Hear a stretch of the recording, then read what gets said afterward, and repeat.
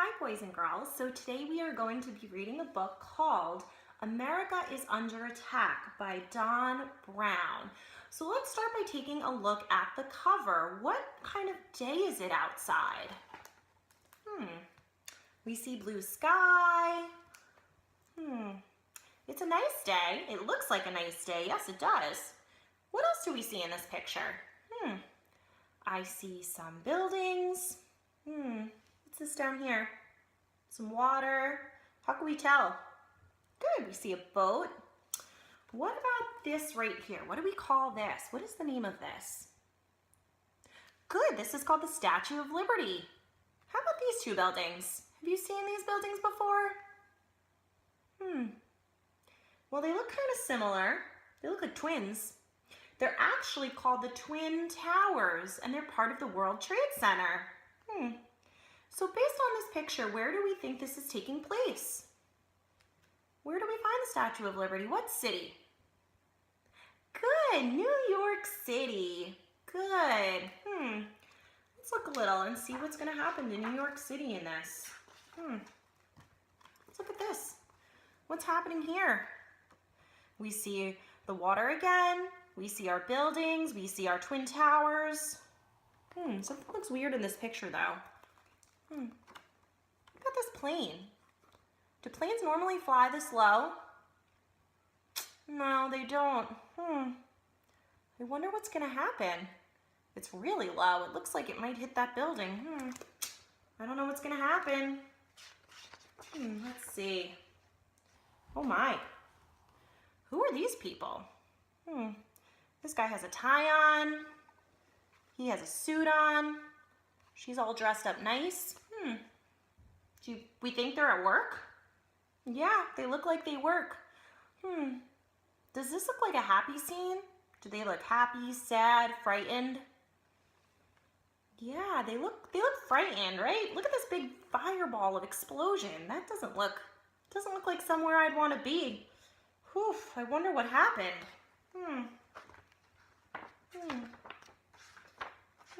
Wow. This looks a little scary.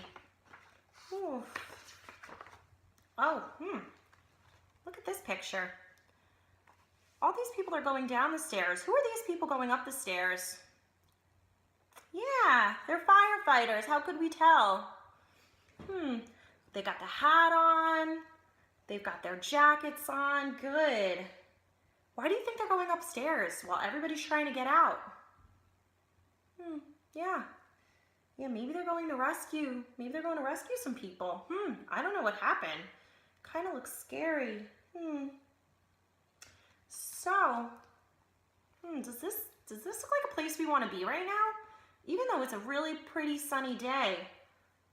Just from the pictures we saw, do you want to be here? No, I don't either. Maybe we should read to find out what's going to happen in New York City. Okay, boys and girls, we're going to begin reading America is Under Attack. Let's find out what happens.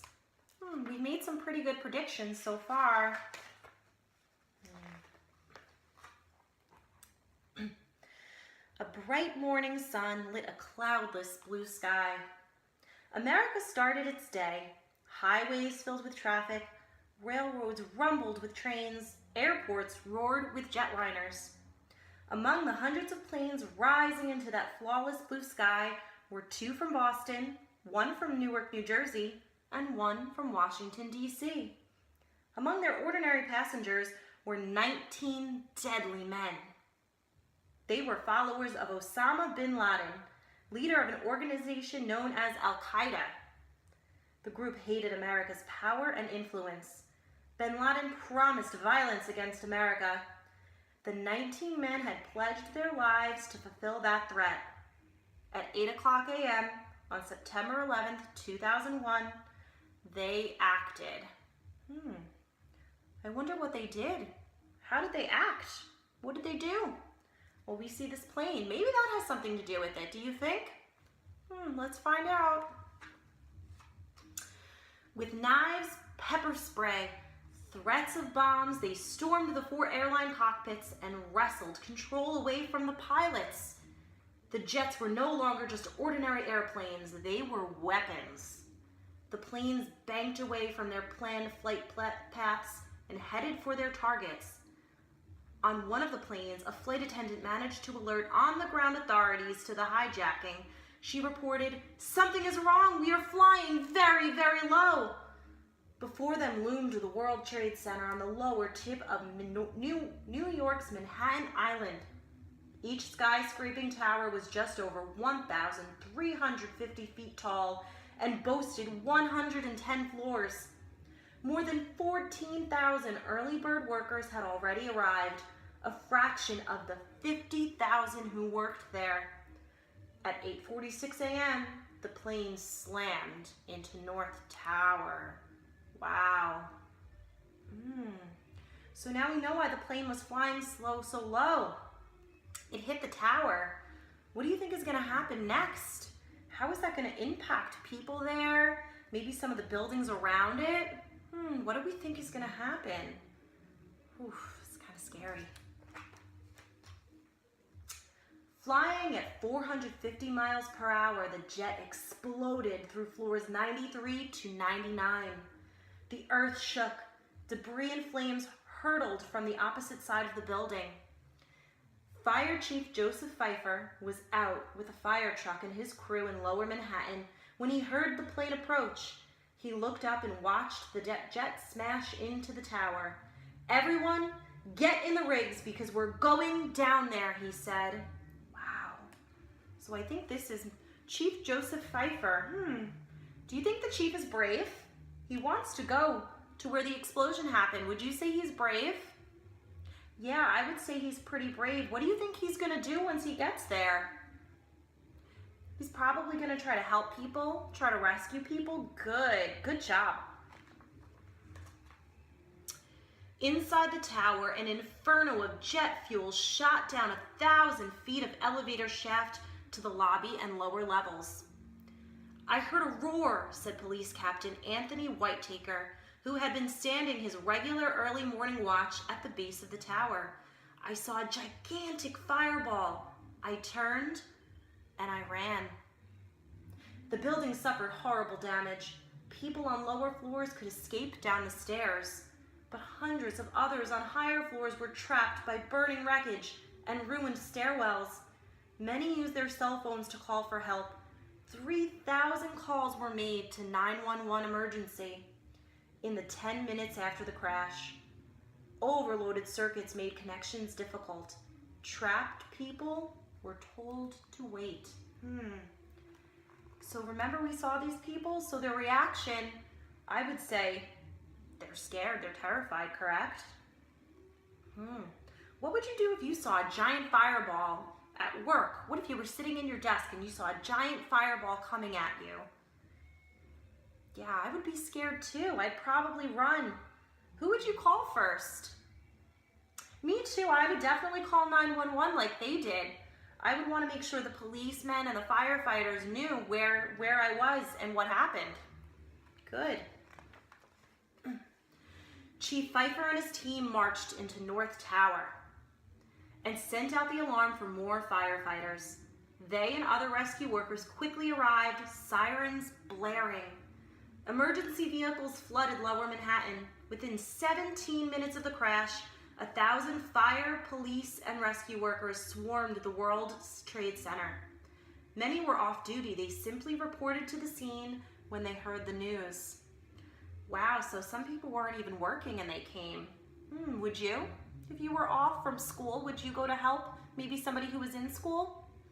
Yeah, I think I would too. Among the rescue workers arriving at the North Tower was Chief Pfeiffer's brother Kevin, a lieutenant in the fire department. The two men shared a few moments together, then turned to their duties. The chief remained in the lobby to direct the arriving firefighters. His brother headed for the crash site. Wow, how many firefighters do you think are down there? Yeah, it looks like a lot.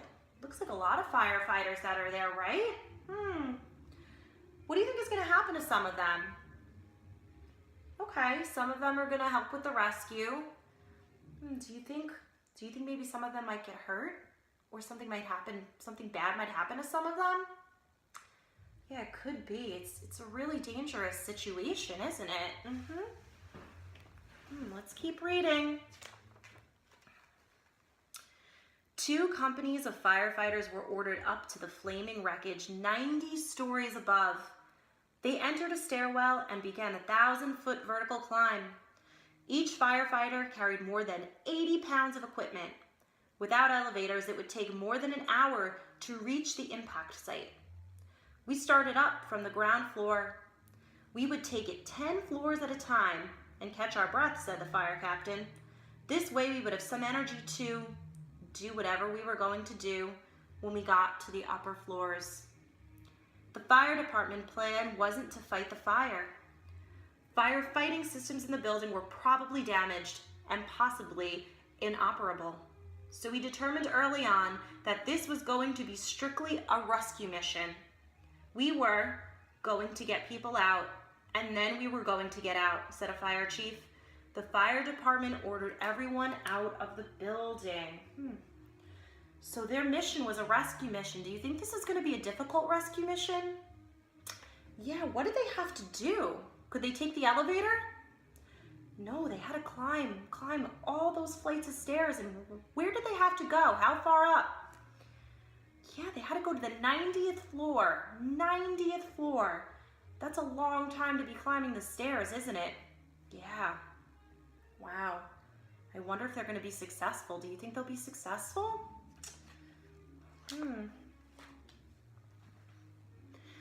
A total tower evacuation had never been attempted before. It had never been practiced, nor even been planned. No one had imagined a catastrophe that would require it.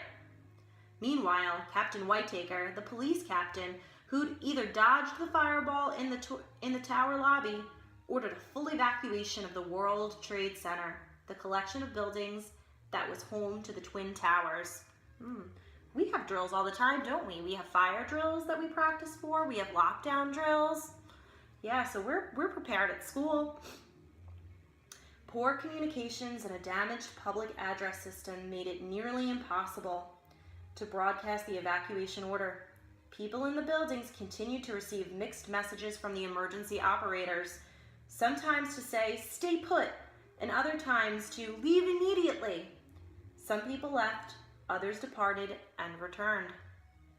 In the North Tower, the fire department even had trouble contacting their firefighters as they climbed the stairs to the impact zone. Their handheld radios barely operated. Making and receiving orders was a hit or a miss. Wow.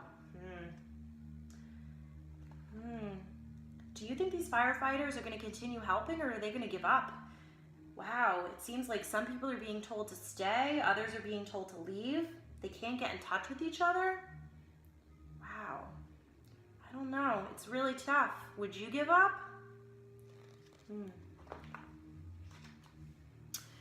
High on the 88th floor, Frank DiMartini, the building's construction manager, hadn't heard anything from the rescue operation based in the lobby.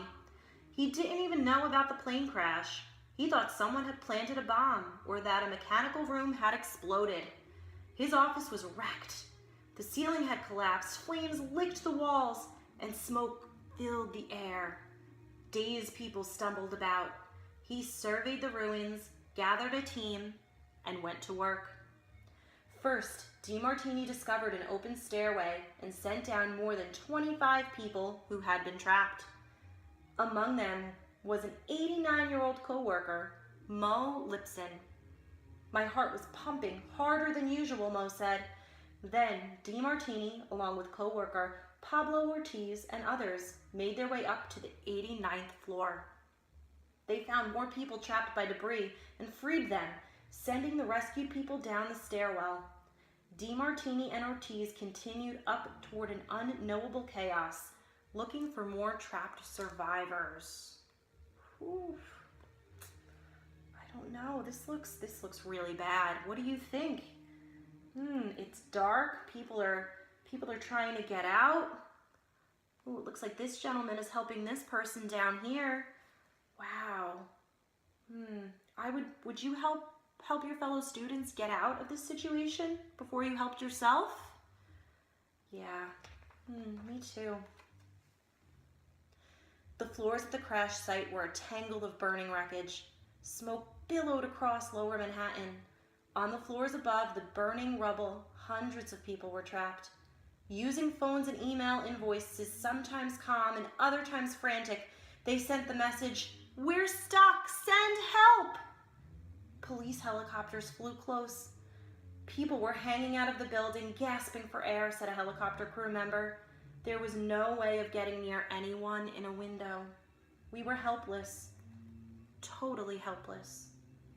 Heavy smoke and intense heat from the fire made rescuing people from the roof impossible. Some of the trapped people jumped. Suddenly, a helicopter pilot shouted, "There's a second plane!" Oh my God, there's so much happening in here. So communication's down. What would you do in this situation? If your cell phone wasn't working, how would you contact a loved one or somebody for help?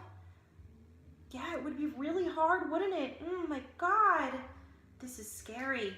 Look at these people hanging out of the window. How do you think they're gonna get out? What did they say they're gonna do? They're gonna jump. Why do you think they're gonna jump? Yeah, they have no other option. They're trapped. If they stay inside, what do you think is gonna happen with all this smoke? Yeah, they can choke to death. Yeah, they might burn. So maybe it's just a faster way to jump instead of being choked by smoke. That's a difficult situation, boys and girls. I don't know what I would do. And the helicopter can't get to them. Wow. Do we see the second plane anywhere? Yeah, we see it right here. Oh, what do we think the second plane is gonna do? We already had a first plane. I don't know. Stanley Premnath saw the second jet race straight at his 81st floor office in the South Tower. Remember, the first tower, the North Tower, was hit. Now we're at the other tower. He dived under his desk, screaming. Everything exploded. Walls and ceilings collapsed. Part of the jet's wing jammed into a door. The overpowering stink of jet fuel made breathing difficult. But Premnath was alive, the only survivor at the heart of the impact. Wow. What do we think is going to happen to him? Ooh, jet fuel is coming out, and there's a lot of heat.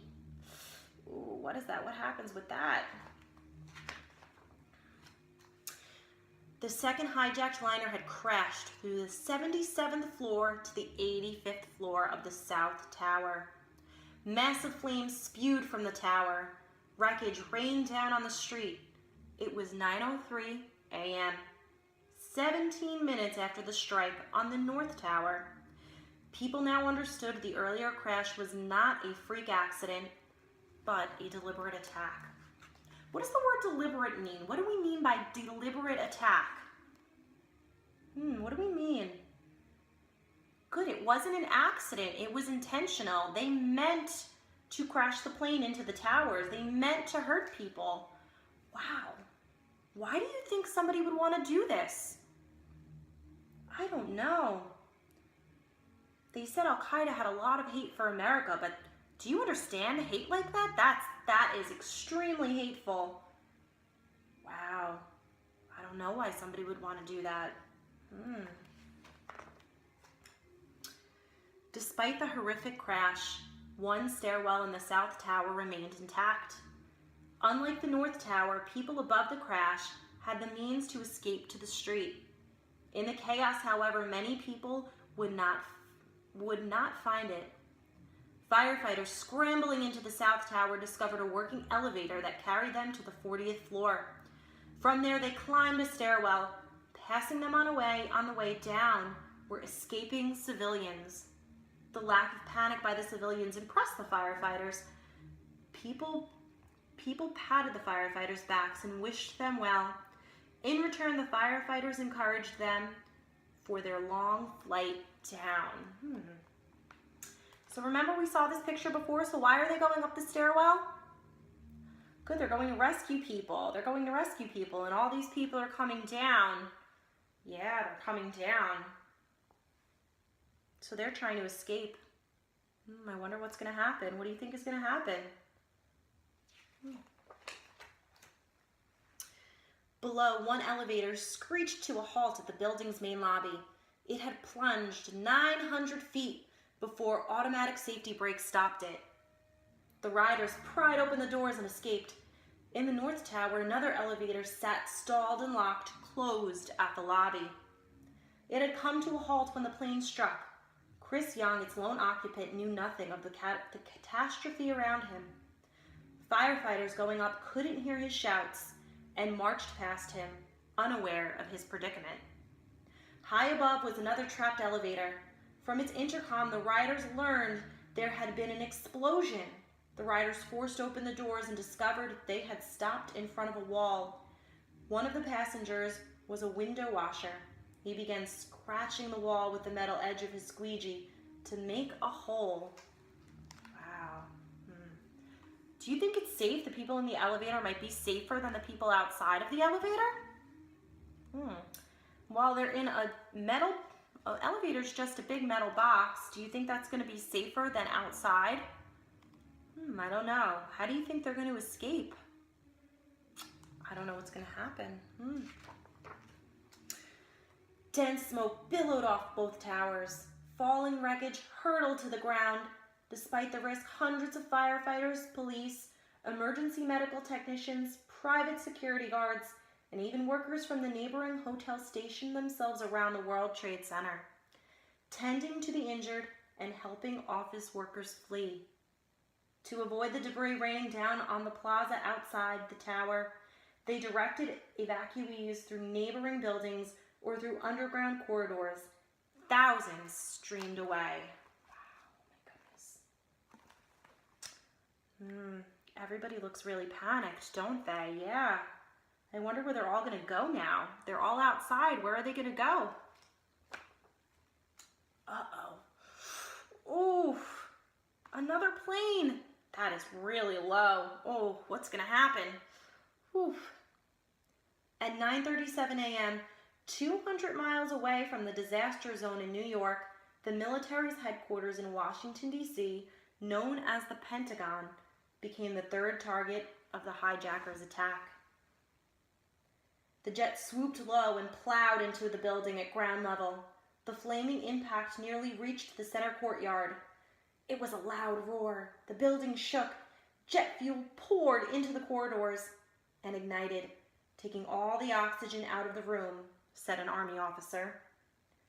The heat inside was so hot it felt like the sun kissing you, said a soldier. Rescuers raced to the scene. From exits everywhere, 20,000 people eventually evacuated the building. Wow. So this is taking place in Washington, D.C. That's far from New York City. Wow. Why do you think Washington, D.C.? Yeah, maybe. Wow. Wow, so 2 cities have been hit. Do you think any other cities are going to get attacked? Oh, I don't know. Let's find out. Back in New York, in the wreckage of the South Tower, Stanley Pramath yelled, "Help! Help! I'm buried! Is anybody there?" Brian Clark was there. He had been fleeing his ruined office when he'd heard the shouts. Clark and Pramath clawed the rubble. Clark yanked the trapped man free, and the two fell to the floor in a hug. "I'm Brian," Clark said. "I'm Stanley," Pramath said. The 2 men found a stairwell and headed down. Wow, so this was really nice of Brian Clark to help Stanley out. Would you help somebody out if you saw them trapped? Yeah. I think if I saw somebody in trouble, I definitely would help. I wouldn't leave him. Yeah, wow, he's a hero, that Brian. Sure is. Thousands of people escaped down the tower's stairwells. The injured, the old, the handicapped were helped by friends, by strangers. People shared drinks. A blind man came down with his guide dog. 2 brothers trudged the stairwells, one a firefighter going up, the other a businessman coming down. They didn't meet. Not on the stairs were co-workers Ed Bea and Abe Zelomwensky. Bea was paralyzed and in a wheelchair. There wasn't an elevator for him to escape. Zelewski waited with his friend for rescue. They were eventually joined by Fire Captain William Burke. Together, the three waited for available rescue workers to carry Bea down. By 10 a.m., lines of firefighters stretched all the way to the 54th floor in the North Tower. At the same time in the South Tower, one hard-charging chief made it all the way to the impact zone on the 78th floor. Chief Oria Palmer used the elevator to travel 40 stories and then raced up 38 flights of stairs on foot. Wow. Wow, that Chief Oria sounds really brave, doesn't he? Wow. He got all the way up to try to help people, all the way to the top. This man in a wheelchair, he can't walk. Wow, his friend stayed with him. Would you stay with your friend if they couldn't walk? Yeah, me too. Oh my goodness. Does this look like New York City? No, what happened now? Oh man. Hundreds of miles away, another kind of desperate action unfolded. The fourth hijacked plane was still in the air, creasing the Pennsylvania sky. By way of cell phone calls to the ground, passengers learned of the attacks in New York and Washington. The passengers decided they had to fight back. They stormed the cockpit. The hijacker pilot pitched and bent the plane to throw the passengers off balance. At 10:03 a.m., the jet rolled onto its back and roared earthward. The passengers were still battling when the plane smashed into a field in Shanksville, Pennsylvania. Wow, my God. Where do you think this plane was going in Pennsylvania? Maybe it was going to Philadelphia. Good, another city. Maybe it was going to hit another building. Wow, but the people were brave. They found out what was going on and they took over the plane. And it crashed. It did crash, but did it hit another building? Did it destroy another city? No. Wow. Oh my God, look at that. So it wasn't successful. No, it was not. Wow, this doesn't look good. Meanwhile, in New York, molten aluminum poured from the South Tower as the remains of the jetliner melted. Watching the disaster was a city building engineer, one of the many government officials who had rushed to the scene. Surveying the damage, he warned fire department commanders that the tower was close to collapsing. The warning came too late. At 9:59 a.m., the South Tower came down. In 10 seconds, the mammoth building was reduced to rubble. Oh my goodness. Look at that. What do you think is going to happen to all those people in there? Think about it. All the employees, the firefighters. Oh, man.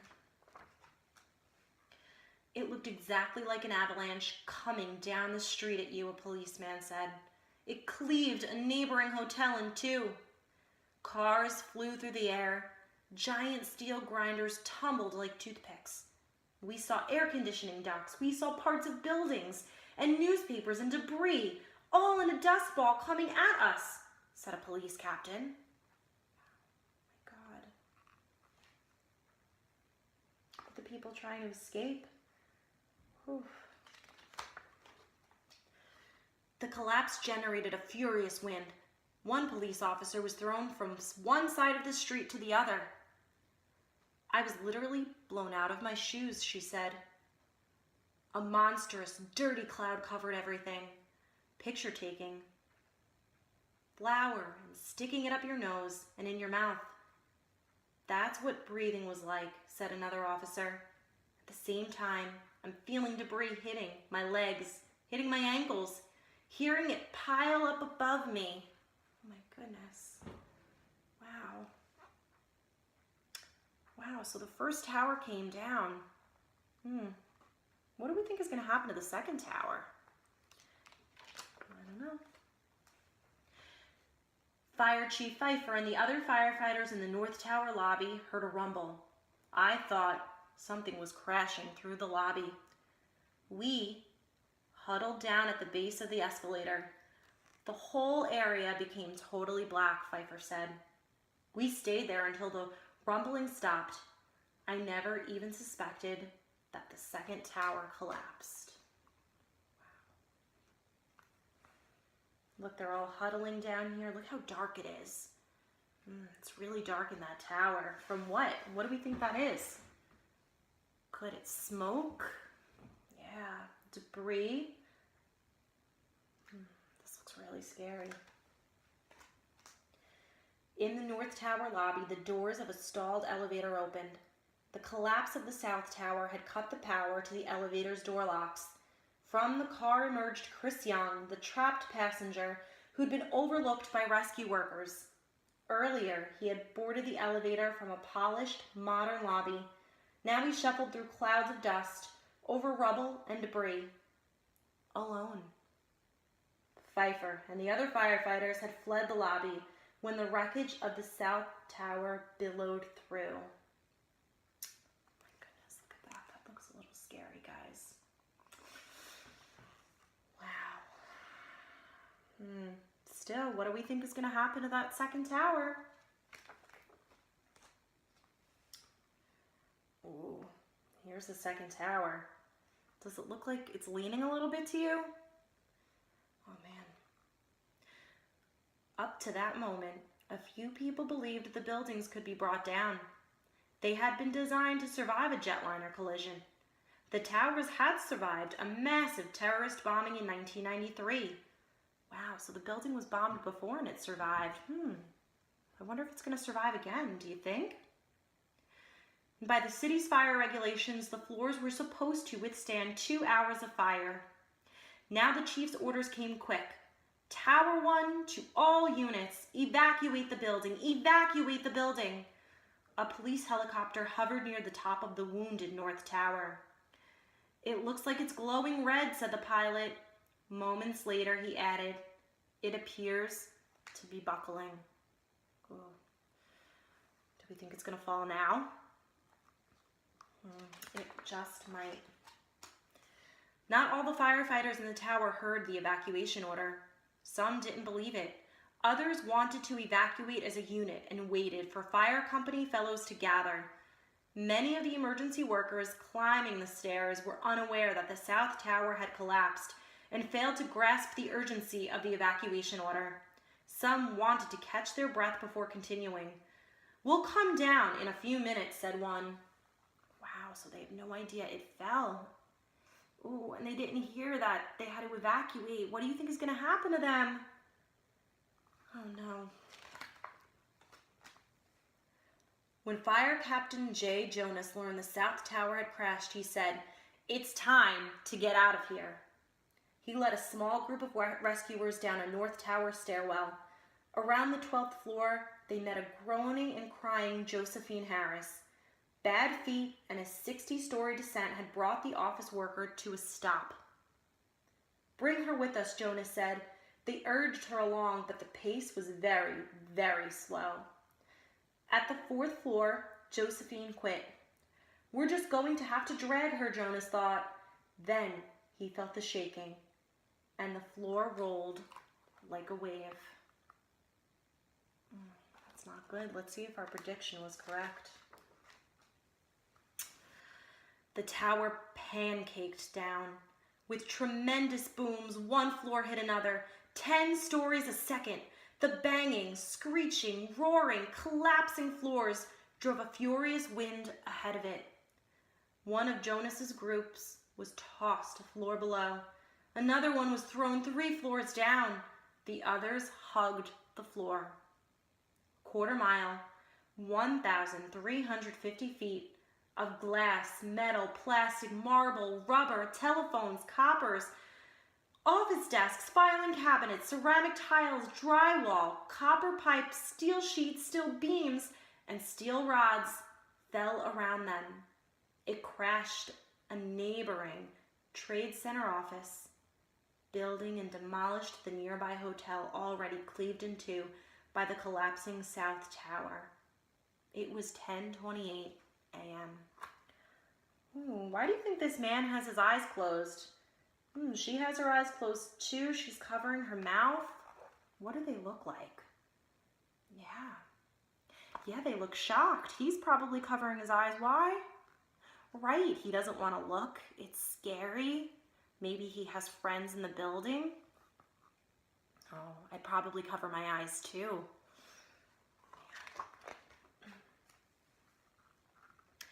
In 102 minutes, hijackers had destroyed the World Trade Center, crippled the Pentagon, and doomed 4 jetliners.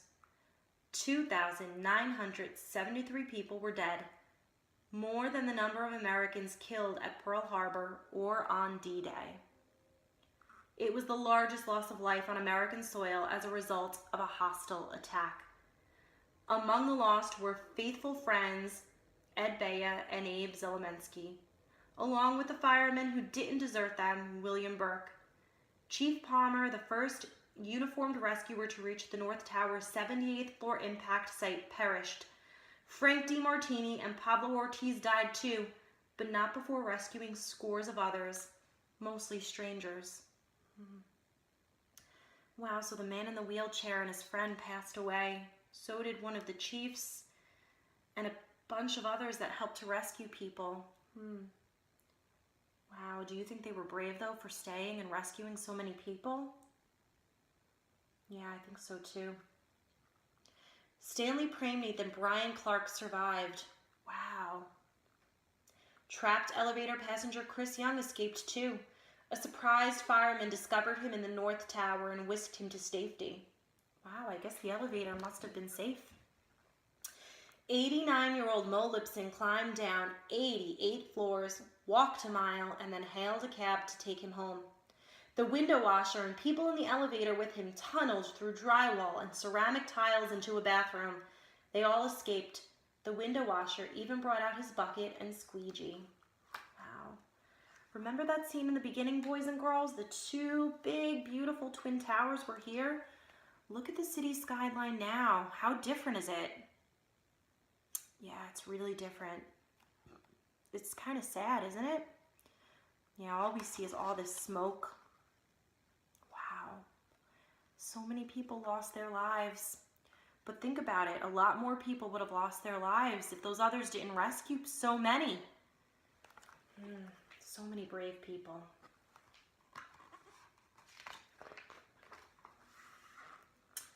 Incredibly, 16 people survived inside the North Tower, including Captain Jonas's crew. Josephine Harris's pace had been a charm. The building came down all around them, but the exact spot where they huddled in the stairwell remained standing. If the group had moved faster or slower, they'd have died in the wreckage. She and the rescuers would later exchange Christmas cards. Chief Joseph Pfeiffer survived, but not his fireman brother. Remember his brother Kevin was a firefighter and went to help? The 2 last spoke in the North Tower lobby, moments before Lieutenant Kevin Pfeiffer led his men up. Kevin Pfeiffer wasn't recovered from the wreckage until February. Wow, and this happened in September. How many months passed? That's a long time before they found him. Joseph Pfeiffer was there. Not only did I see him going into the towers, but I also brought him out, said the chief. Wow. Look at that. This is all the debris and rubble. Firefighters helping. Who do we think this is? Yeah, this is Lieutenant Kevin Pfeiffer's body.